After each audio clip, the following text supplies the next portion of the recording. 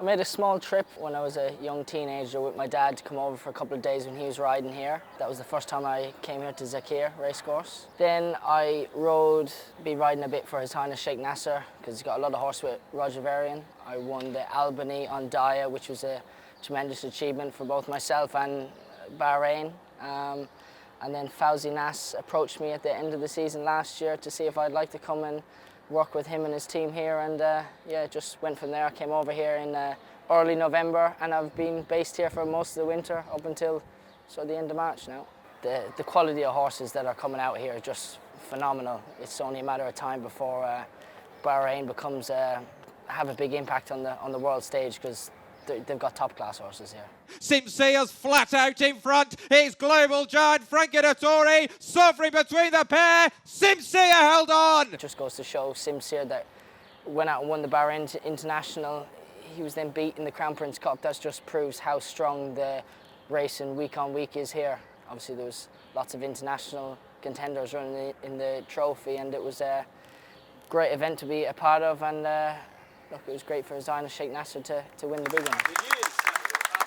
Fawzi is an absolute gentleman. He's a horseman. He knows his horses inside and out.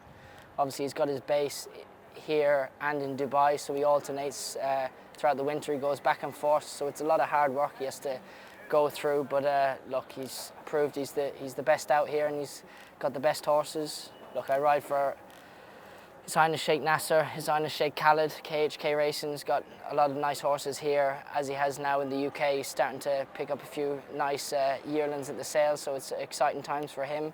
And then Fawzi's got his own horses as well, so I'm lucky to be based with such a great stable. You have to think it's okay just looking at the racetrack from afar, but you don't realise it is in the middle of the desert. It's got to take a lot of maintenance, and Neil Mackenzie Ross does a great job in keeping the track in the best condition he can, given the circumstances it is in the middle of the desert and full of sand. But look, it's in great condition, not just on the big days, but week on week, which as jockeys we're very lucky, because that's the most important thing, both for horses and riders. You don't see, you see all the horses train well in the morning on the track, and after their race they're not too sore, they come out the track well. You see horses running 2, 3, 4 weeks in a row, so that's just goes to show how good condition the track is. But no, I'm in a very lucky spot. Mishriff, Charlatan. Mishriff covers the cup, an upset winner. It was just a privilege to be connected with such a great horse. He's an unbelievable, well-rounded, versatile horse. He's able to run in Group 1 class races on turf, and he can go and do the same against the same competition on dirt. So it's a difficult thing to do, but hopefully he can go to Maidan, run over the extended trip of 1.5 miles on the turf, and we'll see how he fares out. They are in the gates, and they're off in the Saudi Cup. It actually couldn't have worked out any better. I had it in my head. I had to get a good break. Jumping out the stalls, we all know the Americans, that's their ace up their sleeve. They're quick out the gates and fast into their stride, and I had it in my head. We wanted a wide draw from when we knew we were going to go out there, and we got that.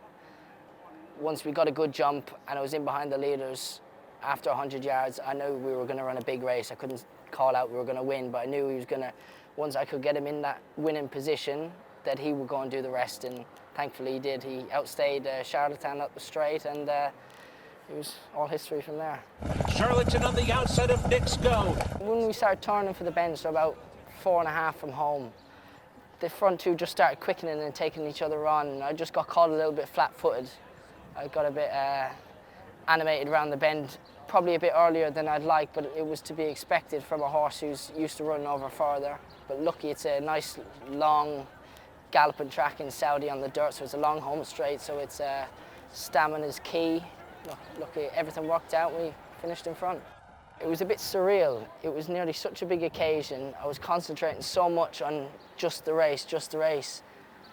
I didn't plan on, like, obviously planned on winning it, but I didn't plan on how to react afterwards. It was all a bit too much, so look, I enjoyed it. There was people there at the racetrack, which was nice to see. My dad was there, but look, there wasn't much celebrating to be done. I came back to Bahrain the following day, and I've been busy since then, so it's on to the next race. The Saudi Cup's become such a huge part of the world stage because of the prize money. They're an early, it's an early race. It's only in its second running, probably similar to the Bahrain International. It's in early days and still got a lot of time to improve, but obviously the Saudi Cup's worth 10 times the Bahrain International is, or 20 times, so it's they jumped in the deep end, but to be fair to them, they put on a good show. They kept everyone COVID safe throughout the week and got everyone there from all around the world, so it's kudos to them, fair play.